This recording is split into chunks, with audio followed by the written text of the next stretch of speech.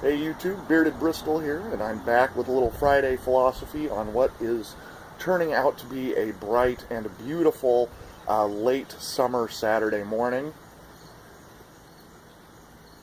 Sitting out here with my trusty beagle. He's watching over the neighborhood and enjoying a cup of coffee. How about that? This is my second cup of coffee in just over a year and a half. I kicked the habit, so to speak. I was doing almost, 3/4 of a pot a day, I suppose. Got that out of my life because the caffeine high, the nervousness was actually messing with my work. And as somebody who works in the precision industry, that's not so good. But for some reason, I woke up this morning and thought it sounded like a treat. But anyway, I'm hoping you'll hang around and take a long and winding trip down Random Road with me. I'd been thinking this week, we've got a lot of stuff going on. There's fears of North Korea and nuclear weapons and all this and that stuff, much of which I think will amount to nothing. Now, somebody will prove me wrong on that, I'm sure.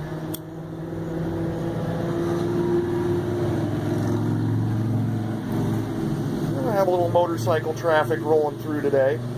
Anyway, I got thinking this week, what would happen if we were actually invaded by aliens? And it's an interesting subject of thought because, first of all, I'm a sci-fi nut. I have been since a little boy. Spaceships, Star Wars, all that stuff captured me at a very early age and has stuck with me to this day. But first of all, what would it look like? If you are a follower of the Star Trek world, humans first found out about aliens when the Vulcans visited after Zefram Cochrane's first warp flight. That's a lot of technical stuff for those of you who don't pay attention. But it was a very peaceful meeting because, the Vulcans, driven by logic, wanted to introduce themselves to the human race. And from there, the world governments came together in peace because they understood there was a much bigger world out there than just their own petty fighting. If you're a follower of the Star Wars universe, you know that it was, the Empire was largely a military coup and dictatorship following the collapse of the Imperial or Galactic Senate. And it's interesting how all of these sci-fi tales, especially the big ones, tell different stories about, what an alien universe might look like, or a much larger universe than what we're familiar with might look like. But, what would our society do if today a spaceship landed?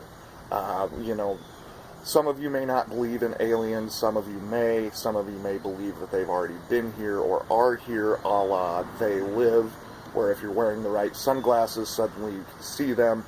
I came here for two reasons, to kick ass and chew bubblegum, and I'm all out of bubblegum. That's a line from They Live, and the superior actor that is Roddy Piper, but I digress. If an alien ship landed today, what would the world reaction be? Would there be that coming together moment over the next few weeks or months? Or would your major powers try to stake their claim? Would the U.S. step up to the plate and say, hey, well, we're the world leader, so you all follow us? Or would it be Russia doing something much similar?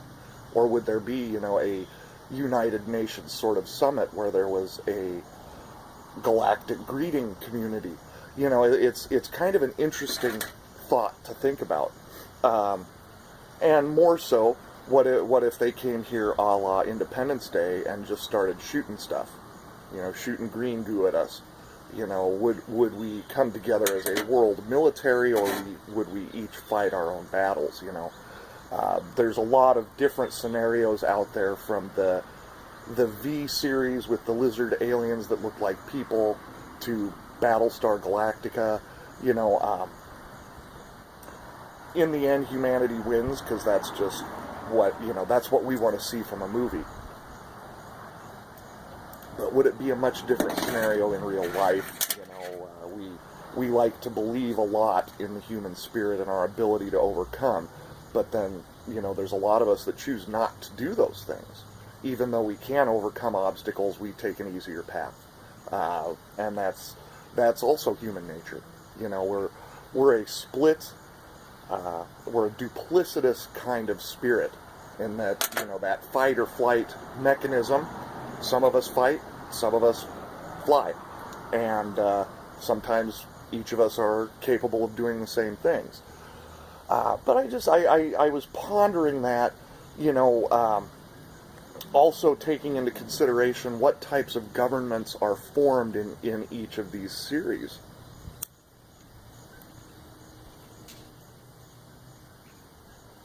And I don't want to take this down a highly politically charged road, but I'm having a hard time coming up with a series or a sci-fi thriller fantasy movie where a socialist government is the prevailing form. Again, in Star Wars, there was a Senate until it was taken over via military coup. In Star Trek, yes, the Earth came together kind of in a socialist type of state, but they were still part of the United Federation of Planets, which recognized that each of these planets and cultures were diverse enough that they couldn't be ruled by one power. So it became, that became more of a republic-style structure. And it just kind of struck me that, to my knowledge, there are no great socialist heroes in sci-fi movies. They all become individuals from a republic style of environment where their will overcomes that of the enemy. I don't know, just something interesting to ponder this morning, and oddly enough, by sheer accident, I put on my Star Wars t-shirt this morning, which is actually now a work shirt, as I leave the final frontier of thinking about space government, which is, I know, top on everybody's mind. I am set to enjoy the first weekend in almost 6 weeks, 8 weeks maybe, where I don't have a thing planned. And I've got lots of things planned.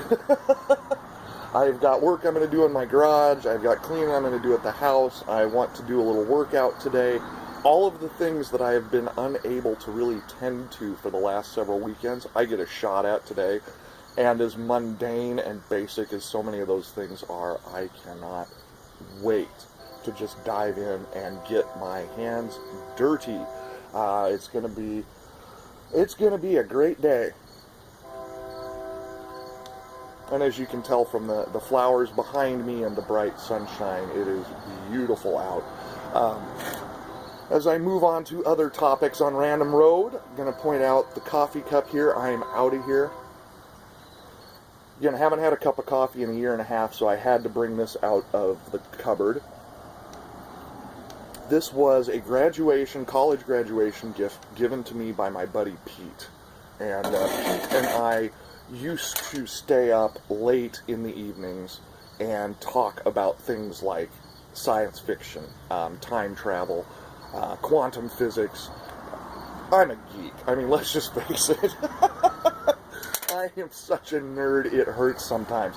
But, unfortunately, Pete is dying of brain cancer. He has known that for probably close to 10 years. I've probably, he kept it under wraps for quite a while. I've probably only known about it for about 8 years. He is, again, talking about that fight or flight mechanism. He's a fighter, man. He has been through hell and back. I had also mentioned in a previous video that I had lost a girlfriend to death a few years back. Well, it was actually his sister died of a brain aneurysm. So you think about that poor family. He dies of she dies of a brain aneurysm. a few years later, he's diagnosed with brain cancer. I think there's a lot of people out there that would just kind of throw in the towel at that point and be like, okay, that's all I got. I mean, that's a lot to handle in a family, in a single individual's life. But he has fought through it. He still plays in bands. He still reads. He is a certified licensed chiropractor, whatever the official language is for that. And just an amazing person. But again, knowing I was going to have some coffee and talk about science fiction, I figured I got to bring the I'm Outta Here cup out. A lot of great memories had with that dude, and hopefully some more in the future, but he's about 1,000 miles away right now. So we'll see if that happens or doesn't happen. He did pass through about 1.5 years ago on what he called his farewell tour, which is a little bit sad too, but at the same time kind of cool. He understands the mortality that he's facing and wanted to go around and make sure he saw all of his friends at least one more time while he still had the strength, the energy, the mental capacity to be able to do that. So, don't want to be a downer. That was supposed to be more of an upper story because he's just such a great guy and an amazing story. And I think maybe the final stop on Random Road is going to be a little update on my giveaway. Thanks to everybody that's participated. I have just been thrilled to hear everybody's childhood stories. It's been so much fun, and it brings up a lot of memories for me that I have not thought about for a long time, so that also is very cool. But if you haven't done a video and are thinking about it, and I've got a few friends out there that I'm hoping will still come through with one, because I want to hear more about them too. But regardless, the prize, if you weren't aware, I am going to paint a portrait of somebody's, the winner's profile picture or another picture that they might prefer. Going to do that as my giveaway gift, and you don't have to be a pipe smoker to participate. I have gotten a lot of new fans, or a lot of new viewers, I should say, courtesy of Gray Bailey's channel, so thank you, Gray, George Bruno. But if you guys want to participate, I'd love to hear your stories too. I'm looking for those Norman Rockwell style childhood moments, you know, those golden kind of moments that make you smile, your own slice of Americana, as it were. And I'd love to hear those stories. I will ship internationally. But the last day to submit those is going to be next Tuesday. I have a concert that I have to manage next Tuesday night, so I am hoping to be able to do a video about that concert, because it's actually Danielle Ate the Sandwich. And if you're not familiar with her, go check out her channel. She has like 47,000 subscribers and millions of views. But she is a folk singer, young folk singer who plays the ukulele. And she's got just a very mellow and adorable vibe about her. But she's going to be playing at our local venue next Tuesday. But I would love to hopefully pull her aside, maybe do a 5-minute video chat with her. I think that would be spectacular. So nonetheless, I am, to finish up on the giveaway talk, I guess, Random Road, and I think the coffee's starting to get me. The caffeine, I'm starting to feel it take me down roads that I haven't been down for a while. So anyway, next Wednesday, I will do the actual drawing. So there will be a video probably 5-6 o'clock-ish Central Time next Wednesday to announce the winners. But nonetheless, sitting back, going to enjoy a little more of my trout stream and my Luco Venetti. I'm going to enjoy my last half cup of coffee.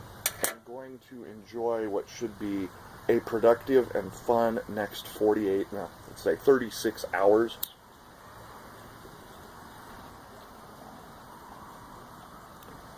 But this is an epic day here in Nebraska, for many reasons, not the least of which is the fact that I have no obligations, just stuff I want to do, and I'm going to do the heck out of it. So, no matter who you are, where you are, I hope you're having a great weekend. Have a cup of coffee, have a glass of beer, whatever your flavor, and have a great time. We'll talk to you soon.